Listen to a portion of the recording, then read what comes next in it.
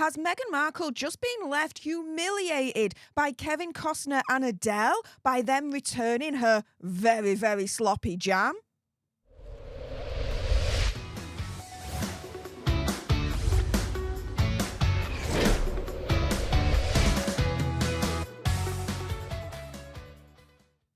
Hey up everyone, it's me, Stef the Alternate, your nerdy alternative, and welcome to another dose of the Daily Nerd, where I break down the royal news and gossip of the day that's pretty much caught me eye, and oh my goodness.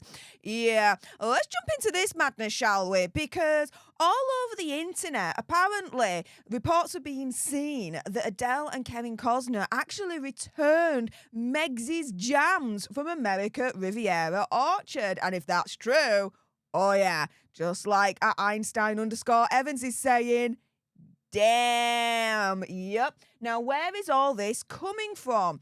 Well, it's coming from, it looks like, a blind item that came out a couple of days ago. And thanks to Murky Meg podcast for sharing this out. So it says here, from what I understand, at least 2 of the 50 had their labels fall off, which is why they couldn't post anything to social media. At least 1 of the 50 was returned because they didn't want to post anything and were not asked in advance and were being pressured to post about something they didn't want to do.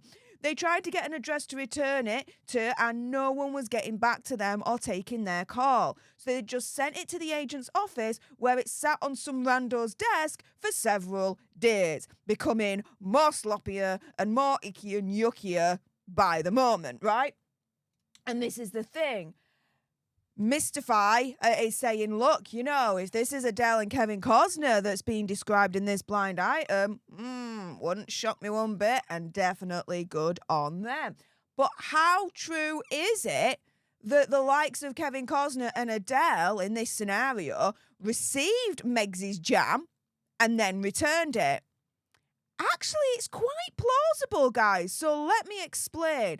You may remember from last year, as far as I'm concerned, opinion, conspiracy theory, whatever, right? Team Sussex, Megh's team, was putting out this crock of you-know-what shiz, right?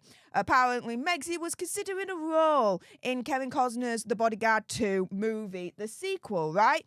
Apparently contemplating making a return at the time to acting as part of the $100 million deal that she has with Netflix.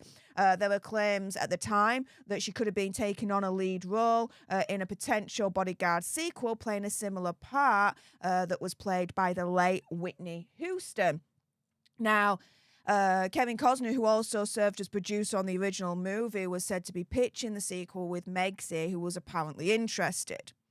Wait one moment, because this is all from Team Meghs. The only thing apparently Kevin loves more than an underdog like Meghs is a box office hit, a source told New Idea magazine.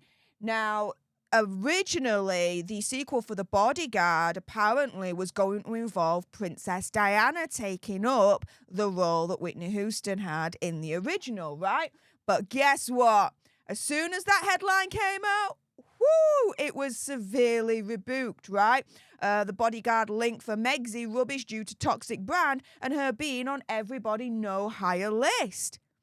And so Kinsey Schofield had dismissed any notion that Kevin Costner would want Meghs involved in the actual Bodyguard sequel. Speaking to Jeremy Kyle on Talk TV, Kinsey Schofield said, quote, "I think that this is the biggest crock of you-know-what. I won't say it, this is a family show, but the audacity of somebody to start this rumour. There's nowhere in hell that Kevin Costner is picking up the phone and calling Meghan Markle saying, I want to make this iconic sequel with you. She's on everybody's no-hire list right now. Her brand is absolutely toxic." He'd created that role for Princess Diana. She was going back and forth with him at the time of her passing over a nude scene, trying to get it written out. The story is so iconic that it just offends me beyond all comprehension that the Meghs crew would try to hijack this story by casting Meghs in the sequel. So let's put it this way, right? Opinion, conspiracy theory, whatever. Meghs and her team put out this notion that she's going to be in the Bodyguard 2 sequel and she's in talks, this, that, and the other. Straight away, Team Kevin Costner's like, hell no, she ain't being in our sequel. She's on everybody's no hire list. Toxic brand, not happening. All that malarkey, right?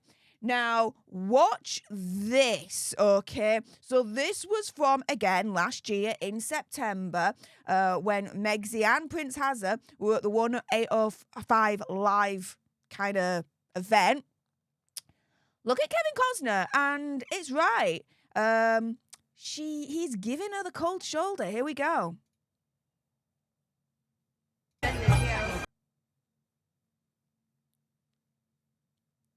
Look at this. You see, Kevin Costner is talking to Hazard and everything, but not talking to Megsy at all. Not interested in what Megsy's saying to this other dude. He's turned away from her. He's not facing her whatsoever. Like, he has no interest in Megsy being next to him whatsoever. And for the reports to have come out only mere months prior, with him apparently wanting Megsy in the Bodyguard 2 sequel, yeah, something's definitely wrong with this picture when he's not even in this clip talking to Megsy and giving her the time of day, right? Let's go on to the next one, okay, before we get on to the Adele portion of this video, right? So, yeah, he fails to acknowledge her or Hazard when he's on the stage. Here we go. So here's Hazard presenting the award, blah, blah, blah.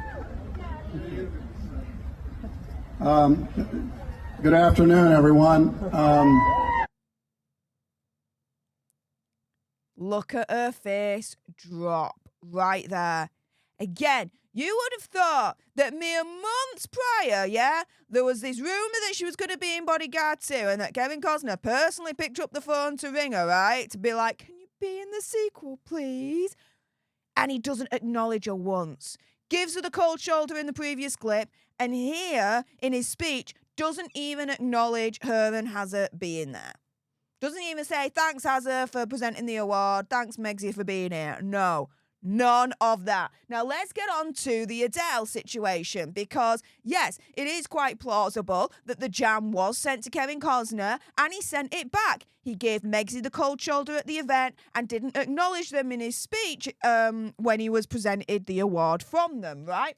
So, yeah, let's get to the Adele of it all. How plausible is it that the jam was also sent to Adele and she sent it back as well? Pretty plausible, because apparently here, when she released her album 21, so you're talking quite a few years back now, she revealed that she's actually a big fan of Prince William and Princess Catherine. Not only that, but she actually did receive an MBE back in 2013. She was named in the late Queen's birthday honours list. And she said in a statement that receiving her MBE honour from Prince Charles at the time, was very posh indeed. Now, she got it for services to the music industry. She had just won an Oscar at the time. In a statement released, she says, it was an honour to be recognised and a very proud moment to be awarded alongside such wonderful and inspirational people. Very posh indeed. If she was anti-royal, she would have rejected the award. There have been instances where awards have been rejected. So, with that being said, her turning around and saying, yep, it's an honour to get this MBE. Yep, I'm a big fan of Prince William and Princess Catherine. How plausible is it as well that Megsy sent her jam to Adele and she sent it right back? Very plausible indeed.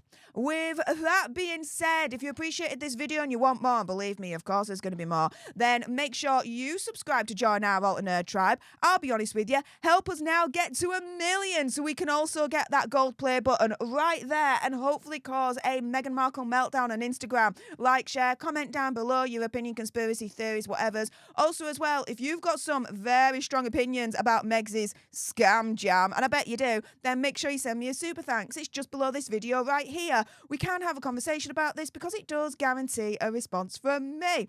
And until the next time, you guys, laters.